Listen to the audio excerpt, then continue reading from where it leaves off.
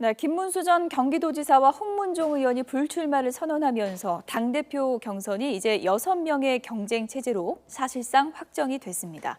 이로써 단일화가 막판 변수로 떠오르고 있는데요. 또다시 요동치고 있는 새누리당 전대 구도 짚어보도록 하겠습니다. 두 분을 모셨습니다.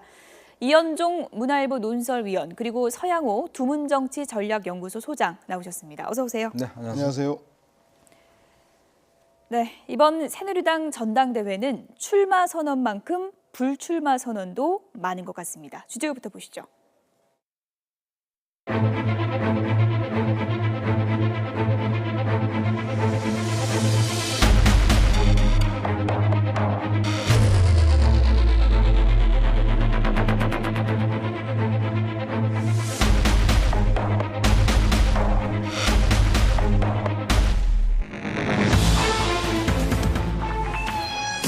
그 몽둥이 된 당대표 이주영 이거 되려고 하는 겁니다. 저한테 한번 맡겨보십시오.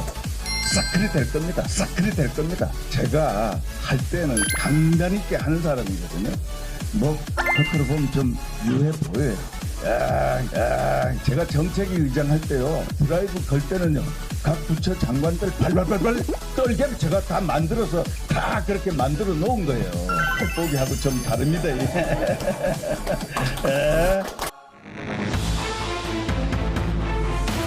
새누리당의 또 다른 이름이 SNS에 있다고 그럽니다. 뻔하지 뭐. 그러니까 새누리당에 무슨 얘기하려고 하면 뻔하지 뭐. 또 얘기를 하려면 뻔하지 뭐. 이런 게 현실이라는 걸 인정하는 데서 우리의 출발이 이루어져야 할 것 같습니다. 48살 먹은 당대표 상상이 되십니까? 지금 우리가 견해할 때입니다. 그것도 크게.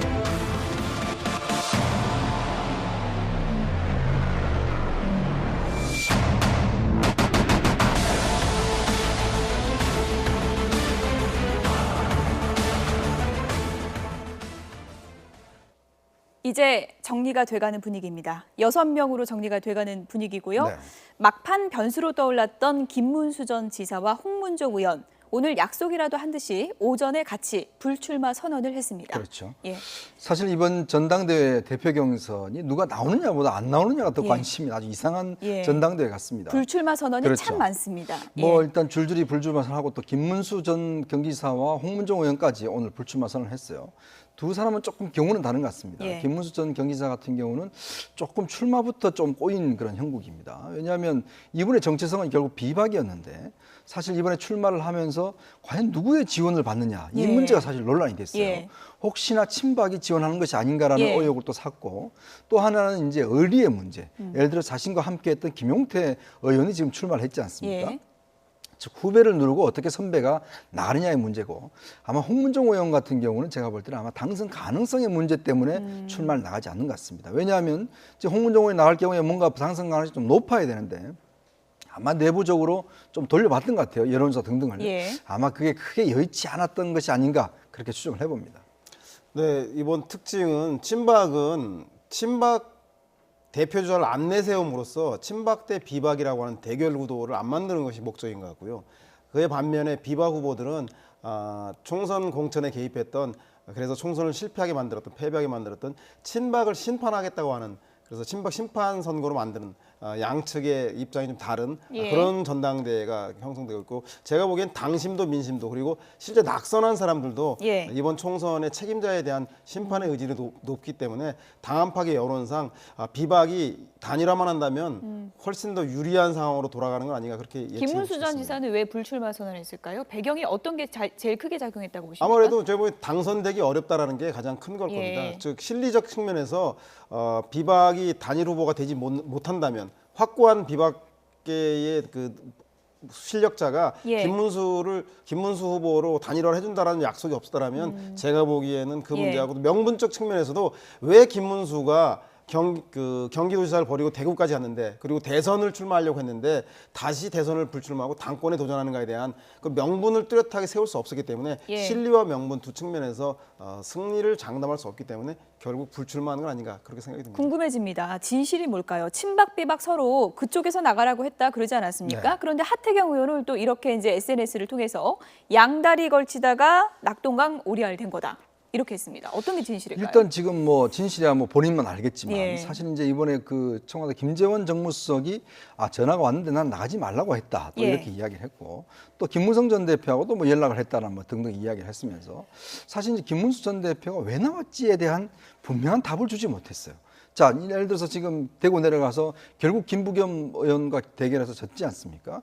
그것도 사실 상당한 표차로 졌고 예. 본인의 어떤 정책 명분이 사실 없는 것이죠. 왜냐하면 그 선거 자체 그렇게 나가지 말라고 많이 이야기를 했거든요. 예. 저도 소실 이야기했습니다. 나가지 말라고 이야기했는데 예. 본인이 결국은 이제 본인의 고집대로 나갔던 거 아니겠습니까?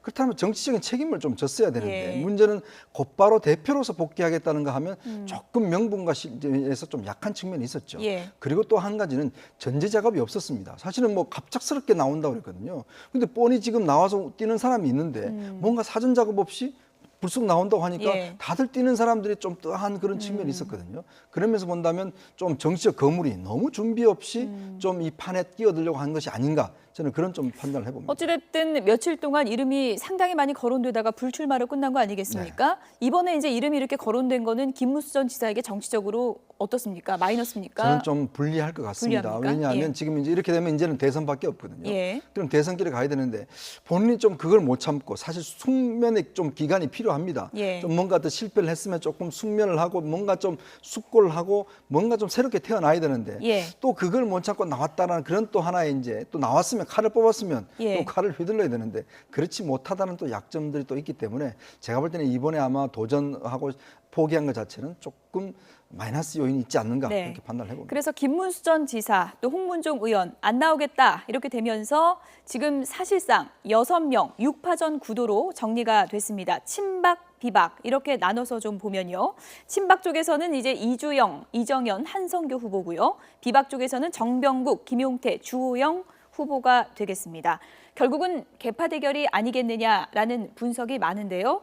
이런 상황에서 오늘 서청원 의원이 또 친박 회동 만찬을 하지 않았습니까? 정치적으로 어떤 의미로 볼 수 있을까요?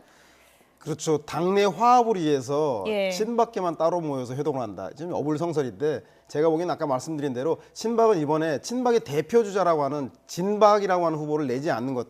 그리고 처음에 최경환 의원 불출마, 서청원 불출마, 홍문종 불출마로 이어지는 불출마를 이슈화한 것은 오늘 최종적인 자리에서까지 특정 후보를 지지하지 않는다는 건 뭐냐면 친박의 대표성 있는 주자는 이번에 전당대회에 나가지 않았다. 즉 예. 이번 전당대회는 친박과 비박 간의 개파 갈등이 아니고 총선 심판론도 고로 아니다라는 논리로 아마 이번 전당대회에서 친박의 심판론을 피해가려고 하는 것들이 가장 큰 의도가 아닌가 보고요. 그럼에도 불구하고 당 안팎의 민심들 그리고 낙선자들을 중심으로 해서 이번 총선의 패배를 정확히 가리지 못한다면 다음번에 했을 대선에서의 정권 재창출은 어렵다라고 해서 아마 총선 패배 책임론에 대해서 재점화할 그 가능성이 아주 대단히 네. 높아 보이는 상황인 것입니다. 오늘 아무래도 이제 후보 등록 마감을 코앞에 두고 있기 때문에 어떤 의미의 회동이냐 이제 관심이 쏠릴 수밖에 없었는데 서청원 의원이 이제 기자들의 질문이 계속 이어지니까 그런 새 결집의 의미가 아니다. 이것은 당의 화합을 위한 것이다. 이런 입장을 밝혔습니다. 서청원 의원의 얘기 들어보시죠. 의원님들 내가 모처럼 만에 모셨는데 내가 인사하는 것까지 좋아할는지 모르니까 그런데 좀 걱정스러워요. 우리 화합하고 단합하자. 그리고 뭐 그런 얘기는 내가 안 해요. 오늘은 그냥 내가 저 의원들 만나서 의원들 뜻 받들지 못하고 불출마해서 내가 미안하다는 얘기도 하고 또 당의 화합을 위해서 각자 앞장서달라 그런 당부에만 이 얘기를 하지 무슨 얘기를 하겠어요. 네, 맏형으로서 불출마한 것에 대한 미안한 마음에서 이제 밥 한 끼 사려고 했다. 이런 네. 또 입장도 이해가 가지만 또 시점이 참 오묘하지 않습니까? 그렇죠. 이제 지금 뭐 전당대를 앞두고 모였기 때문에 한편 정책으로 해석을 하자면 결국 출석 체크 모임 아닌가. 자, 우리 편이 누구냐? 이 부분에 대한 이제 마지막 점검을 한 건 아닌가 저는 그렇게 보여집니다. 왜냐하면 사실은 이제 만약 본인이 어떤 당의 화합을 위해서 한다면 뭐 다 초청했어야죠. 예. 근데 문제는 이제 자신 좌파만 초청했고 생각보다는 좀 많은 숫자가 참석하지 않았던 것 같아요. 왜냐하면 이제 이 당의 어떤 친박의 위기 상황인데 그렇다면 한 지금 당 친박이 한 70명 정도 된다고 이제 파악을 하고 있거든요. 예. 그렇다면 이제 한 41명이 지금 오늘 참석을 했습니다. 네. 그렇다면 생각보다 좀 덜 참석을 했고 일단 또 지향점이 없는 모임이었다는 좀 생각이 들어요. 예. 만약에 홍문종 의원이 만약 출마 선언을 했으면 나름대로 뭔가 누구 하나를 밀기 위한 모임일 텐데 일단 지금 친박의 후보가 지금 사실은 이 3명 출마한 분들이 대부분 강성 친박이나 아주 진박은 아니거든요. 예. 사실은 본인도 스스로 친박과 좀 거리를 두려가는 분들이기 예. 때문에 조금 지향점이 없는 모임이 되지 않았나 저는 네. 그렇게 판단합니다. 오늘 저 화면에 이제 계속 오늘 그 만찬 모습이 나오고 있는데 저희가 이제 얼핏 보면은 한 30-40명 정도 모여 있다는 걸 볼 수가 있고요. 네. 일종의 뭐 친박 출석 체크 아니냐 이런 얘기도 나오고 있습니다. 그렇죠. 오늘 예. 아마 이제 볼 겁니다. 누가 참석을 안 예. 했는지 또 아마 내일 조간들이 한번 분석을 하겠죠. 그런 것도 있고 사실상 그 당내 최대 개파이면서도 불구하고 총선 패배에 대한 책임론으로 그리고 총선 공천 개입 의혹에 대한 녹취록 파문으로 친박이 후보도 낼 수 없는 상황 속에서 예. 친박의 좌파를 이 개파로서의 그 유지할 수 있는 것인가에 대한 위기감과 초조감도 상당히 있는 것 같습니다. 그래서 그 위기감과 초조감을 이렇게 그 막기 위해서 친박들의 그 세력을 유지하기 위한 고육지책의 차원의 예. 그런 그 위기의식의 반론은 아닌가 그렇게 좀 생각해 볼 대목도 있는 것 같습니다. 네, 앞서 이제 강성 친박은 당권 주자 중에 없지 않느냐 이렇게 보셨는데 네. 그래도 이제 친박이 모였을 때 그나마 좀 힘을 실어줄 가능성이 가장 높은 후보 누구라고 볼 수 있을까요? 아무래도 지금 이제 보면은 이정현 의원 같은 경우는 물론 본인이 이제 박근혜 대통령의 아주 핵심 측근이라고 예. 하지만 조금 멀어진 것 같고 예. 또 친박에 대해서도 내가 무슨 친박한 도움받은 게 뭐냐 혼자 좀 이제 단기 필마적인 그런 좀 행보를 보이거든요. 예. 그런 면에서 본다면 현재 친박의 조직과는 조금 거리감이 있는 것 같습니다. 그런 면에서 본다면 이주영 의원이 그나마 예. 현재 어떤 친박들 속에서 조금 가까운 것이 아닌가 예. 보여지거든요. 한성교 의원 같은 경우도 물론 본인은 친박이지만 또 강선 친박하고는 본인이 계속 선을 긋고 있어요. 예. 그러면서 본다면 조금 이주영 의원으로 조금 몰리는 현상들이 좀 나타나지 않을까 보여지는데 물론 이주영 의원도 이제 선거 패배에 대한 책임을 져야 된다고 이야기를 했지만 그동안 항상 나왔던 이야기가 조금은 중립적인 인물들 그렇지만 또 친박들 입장에서 본다면 그래도 자신이 어떤 보호해 주신 인물들 예. 그러면서 본다면 이주영 의원은 상당히 좀 무게감을 꽂고 같은 있는 것 같습니다. 생각이십니까? 저는 뭐 그렇게 보지 않고요. 오히려 예. 친박의 실세들이 한 후보로 표를 모아줄 경우에 오히려 중도층과 비박 측에서 반발로 인해서 선거판이 불리하기 때문에 제가 보기엔 적극적으로 특정 후보를 밀 것 같지는 않고요. 다만 자연스럽게 저 범박 후보들 중에서 표가 자연스럽게 지지율이 높은 사람에게 예. 표 쏠림 형태가 현상이 나타났을 경우에 아마 친박이 보이지 않게 표를 좀 몰아주는 형식이 될 것이지 대놓고 특정한 친박 후보를 세우는 것은 오히려 예. 전당대회에 친박을 고립시키는 결과를 초래할 거기 때문에 그렇게까지는 안 할 것 같습니다. 어쨌든 저 세 분 친박으로 분류되는 그 3명의 후보들은 계속해서 밝혔습니다. 끝까지 가겠다, 단일화 없다 이런 입장을 반복해서 밝혔고요. 비박은 좀 분위기가 다릅니다. 김용태 의원, 정병국 의원 모두 단일화에 대해서 상당히 긍정적인 입장을 밝히고 있는데요. 김용태 의원이 단일화 관련해서 어떤 얘기를 했는지 들어보시죠. 혁신의 흐름으로 이 무언가 전당대를 끌어가려고 하는 분들이 뭐 저를 포함해서 3분이 있습니다. 네. 뭐 구슬이 서말이라도 깨워야 보배라는 말이 있듯이 저는 이 세 사람이 단일화라는 이 방식으로 잘 깨워줘야지만 이 전당대회가 혁신의 방향으로 나갈 수 있을 것 같습니다. 그래도 반드시 네. 이번에 이 세 사람은 어떻게든 뜻을 모아서 다시는 새누리당이 네. 특정 패권이 장막 뒤에서 자기들 마음대로 이 새누리당을 좌지우지하는 일이 없도록 만들어 보려고 합니다. 네, 단일화를 반드시 하겠다. 강한 의지를 보였습니다. 네. 전당대회까지 긴 기간이 남은 게 아니거든요. 그렇죠. 이제 얼마 안 남았죠. 예, 언제 정도 이게 정리가 될까요? 일단 제가 볼 때는 아마 다음 주 중반 정도까지는 결론을 내리지 않나 싶습니다. 왜냐하면 지금 뭐 시간도 없고 네. 특히 이제 물론 말로서는 다들 이제 단일화를 외치고 있지만 다들 자기 중심의 단일화를 이야기하고 예. 있거든요. 그런 면을 본다면 일단 제가 볼 때는 김무성 전 대표의 역할론이 좀 있을 것 같습니다. 예. 특히 이번 기회에 만약 비박이 단일화하지 못한다면 예. 제가 볼 때는 비박의 희망은 없다고 보거든요. 김무성 전 대표도 앞으로 대권 도전에 하는 상황에서는 뭔가 비박이 힘을 모아야 되는 상황인데 예. 이 단일화까지 못 해낸다면 상당히 차질이 빚겠죠. 그런 면에서 본다면 아마 물밑에서 아마 김무성 전 대표가 얼마만큼 움직여주느냐 그리고 3명이 과연 정말 절박함이 있느냐 이 단일화에 대한 절박함이 있느냐 예. 거기에 따라 저는 결론이 날 걸로 보여집니다.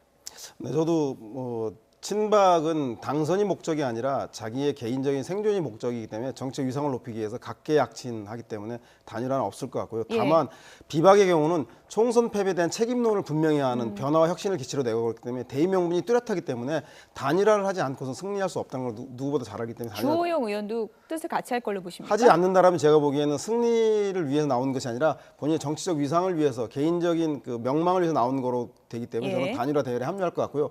다만 시점은 비박은 아시다시피 그 재력이나 재력이나 이런 부분 상당히 취약하기 때문에 사실은 후보 등록 전에 단일화가 되면 1억 원의 기탁금을 절약할 수가 있는데 그렇게 되면 정치적인 결단을 해야 되는 거고 그렇지 않고 여론조사까지 간다고 한다면 일단 기탁금을 내고 그 후보 등록한 연후에 우리 그 위원님께서 말씀하시는 것처럼 선거 중반 정도에 그 조사에 의해서 단일화를 하지 않겠나 이렇게 좀 전망해 볼 수 있겠는데 아무래도 그 소장파들이라서 그 재력이 충분하지 않아서 정치적 결단에 의한 그 단일화 후보 등록정 단일화도 한번 기대해 볼 수 있을 것 같습니다.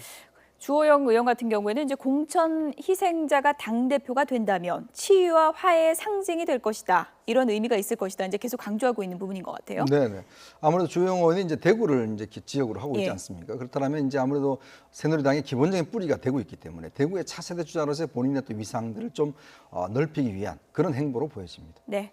6파전으로 사실상 정리가 된 새누리당 전당대회 상황을 살펴봤는데요. 이제 다음 주에는 단일화 변수가 또 큰 변수로 작용을 할 것 같습니다. 지켜봐야 될 부분인 것 같습니다. 네, 당권 주자들이 당에 대해서 요즘 계속 쓴소리를 내고 있는데 홍준표 경남도지사도 당에 대해 쓴소리를 내면서 이른바 알 수 없는 수수께끼를 냈다고 합니다. 두 번째 주제와 함께 보시죠. 당시에 2003년도 받으셨다고 했죠.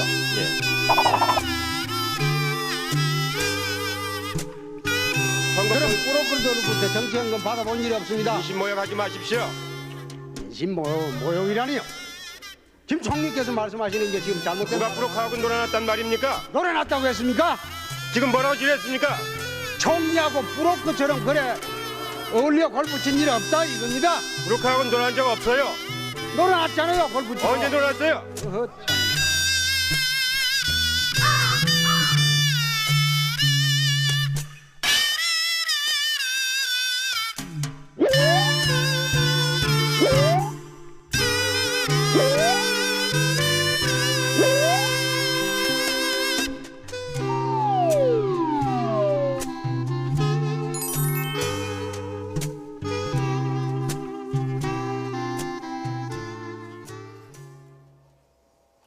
SNS를 통해서 네티즌들이 이 4개의 수수께끼를 지금 풀고 있습니다. 두 분의 정치 평론가와 함께 이 수수께끼를 좀 풀어보죠. 답을 좀 맞춰주시죠. 일단 뭐 지금 여러 가지 이제 이야기를 했는데 금수 물고 태어나 흙수의 행세를 한다. 뭐 등등 이야기를 했는데 아무래도 2011년도에 본인이 이제 그 대표 시절에 그때 이제 최고위원들이 있어요. 그때 최고위원들이 유승민, 남경필, 그다음에 원희룡 이런 최고위원인데 사실은 그때 이제 최고위원들이 반란을 이렇게 뒤집어 버렸지 않습니까?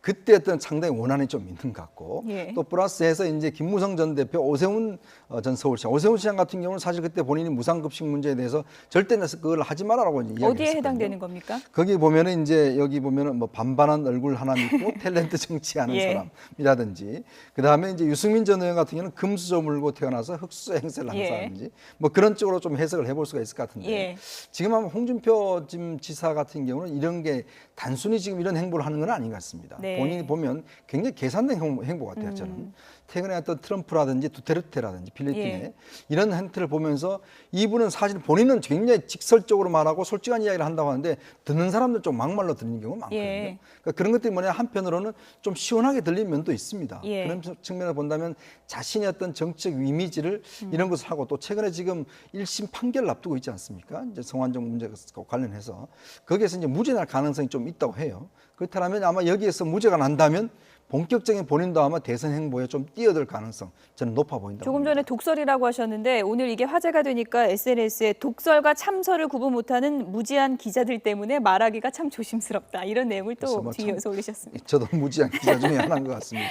수수께끼 좀 풀어보셨습니까? 네, 저는 뭐 금수저는 보니까 뭐 예전에 그 오렌지 논란이 있었던 그 비판과 별명이 붙었던 남경필 의원 얘기하는 것 같고 반반한 얼굴은 뭐 오세훈 전 시장이나 나경원 의원 그 보수정당 표 받아서 얼치기 좌파 행사하는 사람 유승민 의원, 그리고 반백이 넘어서 소양개혁 행세하는 사람은 뭐 원희룡 지사를 예. 얘기하는 게 아닌가라는 생각이 드는데 예. 사실은 이런 당내 경쟁자들 지목했다기보다 요새 특정 언론에서 한 언론에서 홍준표 지사의 별명을 트럼프홍이라고 미국의 대선 주자인 트럼프와 빗대서 거침없는 언사를 하고 있다라고 해서 비교해서 아주 그것을 흡족해 했다고 하는데 예. 결국은 경쟁자들이 아니라 이런 거침없는 언사를 통해서 자신의 존재감을 부각시키기 위한 예. 내가 곧 트럼프다라고 하는 자기 존재감을 위해서 이런 말씀을 하신 게 아닌가 그런 생각이 이런 듭니다. 뭐 금수저 행세하고 이런 사람들이 아니라 내가 대선 나가겠다 이런 속내가 있는 건가요? 아, 그렇죠. 예. 지금 이제 보면은 제가 알기로는 이 참모진들이 연구를 좀 했다고 그래요. 예. 트럼프와 두테르테 현상에 대한 예. 연구도 하고 최근의 행보들이 보면 저 여영국 도의원하고도 이제 소송도 하고 했지 않습니까? 그런 것들이 다 그냥 한 게 아니라 예. 상당히 계산된 어떤 그런 계획 속에서 한 것이 아닌가라는 그런 저는 추측을 해봅니다. 네.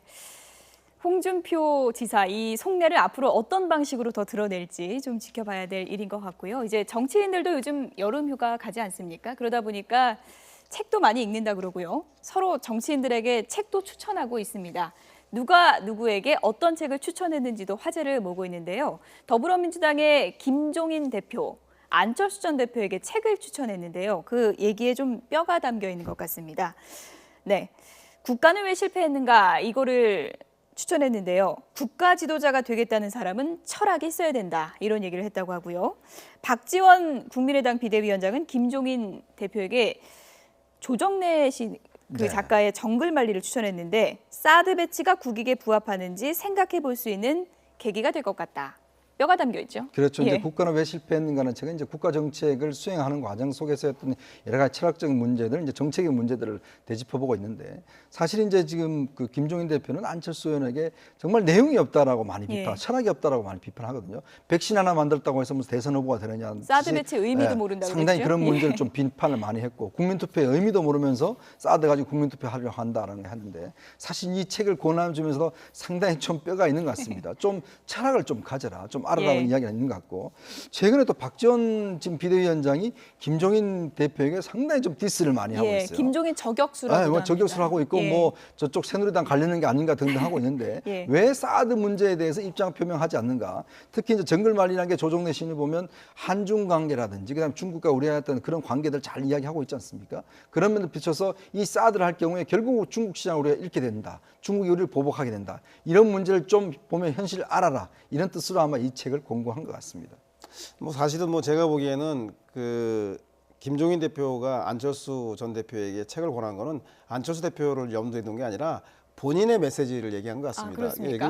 그 국가는 왜 실패했는가 핵심이 뭐냐면 예. 자본주의와 민주주의는 함께 발전해야 한다. 예. 그래서 경제와 민주는 함께 가야 한다라는 예. 자기 본인의 소신인 경제민주화에 대한 메시지를 강력하게 얘기하는 것 같고요. 그래서 안철수 전 대표가 얘기하는 동반성장이라고 하는 추상적인 개념보다는 경제민주화라고 하는 구체적인 자기의 길을 함께 가자고 하는 게 아닌가 싶고 또 정글만리도 중국에 있는 현지에 있는 한국, 일본, 중국의 상사원들의 치열한 경쟁을 다룬 예. 국익의 그런 문제인데 그것 또한 박지원 의원이 사드 문제를 김종인 의원에게 얘기하고 있다. 이런 사드는 예. 단순한 문제가 아니라 국익의 문제에서 한미일의 외교 문제를 엄밀히 분석하는 속에서 판단해야 한다라고 하는 자기 메시지를 강조하기 위해서 남에게 책을 추천하는 것을 형식을 빌린 건 아닌가 그런 예. 생각이 듭니다. 박지원 국민의당 비대위원장이 요즘 뭐 김종인 저격수다 이렇게도 불리고 있는데요. 오늘도 그냥 넘어가지 않았습니다. 오늘은 또 어떤 얘기를 했는지 한번 들어보도록 하겠습니다. 네, 잠시 뒤에 좀 준비가 되면 들어보도록 하고요. 연일 사드 문제 때문에 좀 신경전을 하고 있는 것 같은데 그렇죠. 실제로는 왜냐하면 둘이 좀 많이 친하다 그래요? 뭐 하여튼 예. 두 분이서 뭐 보면 정치 고수들답게 한마디 예. 한마디가 보면 다 뼈가 있는 이야기를 하고 있죠. 근데 이제 두 분이 보면 이제 특히 이제 지금 국민의당은 혼자 지금 사드에 대해서 강력히 당론으로 반대하고 있지 않습니까? 근데 문제는 더불어민주당이 좀 동조를 해줘야지만 이게 힘이 생기는데 예. 지금 계속 외로운 외침만 외치고 있어요. 더불어민주당은 지금 전략적으로 모우성을 유지를 하고 있거든요. 예. 그런 면에서 계속 김종인 대표를 지금 겨냥하고 있는데 문제는 이제 8월 27일 날 전당대회가 끝나면 지금 전당대 주자들은 대부분 다 똑같이 사드 배치에 대해서 반대 입장을 해야 된다는 입장을 밝히고 있습니다. 그러니까 뭔가 그때는 바뀌겠죠. 근데 그렇지만 하여튼 지금 현재 국민의당이 뭔가 자신의 주장을 힘을 얻기 위해서는 더불어민주당의 지지가 필요한데 그것이 없기 때문에 끊임없이 자기 존재감을 좀 과시하기 위해서 지금 더불어민주당 김종인 대표를 겨냥한 것이 아닌가 저는 그렇게 해석을 해봅니다. 오늘 의원총회에서는 더민주 의원들이 연일 사드 반대하고 있다. 이게 참 고무적인데 이제 한 분만 변하면 된다 하면서 또 김종인 대표를 또 저격했습니다. 네, 원래 뭐 오늘 본회의장 앞에서 예. 만나서 왜 김종인 대표가 왜 나한테만 그래 그렇게 왜 맨날 내 욕해 이랬다고 하죠. 이렇게 하니까 형님만 바른 길로 인도해 드리면 된다라는 예. 얘기를 했다 그러고 그래서 알았어 그만하라는 뜻으로 얘기하니까 알았다고요. 그럼 사드 배치 반대하는 걸로 내일 발표하겠습니다라고 웃으면서 농담할 정도로 두 분은 30년이 넘게 막역한 호용호지 않은 거의 말을 놓는 사석에서는 그런 사이라고 합니다. 그래서 제가 볼 때는 그 현재 문제 사드 문제 가지고는 대결하고 경쟁하고 있지만 예. 실질적으로는 내각제라든가 야권 재편과 관련해서는 뭔가 모종의 얘기들이 진행되고 있는 건 아닌가라고 유추해 볼 수 있는 대목인 것 같습니다. 네, 박지원 비대위원장 뭐 정치 구단으로 불리지 않습니까? 네. 정말 김종인 대표의 생각을 바꿀 수 있을 거라고 해서 이렇게 공격을 하는 걸까요? 아니면 국민의당의 존재감을 과시하는 걸까요? 저 생각을 절대 바꿀 수가 없죠. 예. 그건 본인이 더 잘할 겁니다. 예. 지금 상황에서 계속 공개하는 건 뭐냐면 이 이슈를 계속 이슈화시키는 것입니다. 그러니까 지금 우리도 이제 이 문제를 거론하고 있지 않습니까? 예. 바로 그걸 노리는 것이죠. 이 문제에 대해서 계속 김종인 대표를 공격하고 자신들의 어떤 입장들을 왜냐하면 국민의당이나 제3당이 정치에서 중심 무대를 장악한다는 게 굉장히 힘든데 사실은 예. 박지원 원내대표의 개인기 때문에 사실 국민의당이 계속 정치의 중심에 있는 것 자체는 보면 계속 이렇게 한 사람 한 사람 걸면서 싸움을 거는 것이거든요. 예. 거기서 어떤 제3당의 존재감을 과시하고 있는 건데 저도 이것도 마찬가지라고 봅니다. 즉 네. 사드 문제에 대한 자신들의 입장을 더불어민주당을 향해서 걸면서 결국 이슈화시키는 그런 전략 아닌가 저는 해석을 해봅니다. 오늘 뭐 책 추천할 때도 또 사드 그렇죠. 문제를 거론하고요. 과연 뭐 정치 구단다운 전략이 아닌가 그런 생각이 드네요. 지금까지 이현종 문화일보 논설위원 그리고 서양호 두문정치 전략연구소 소장 두 분이었습니다. 고맙습니다. 네, 고맙습니다.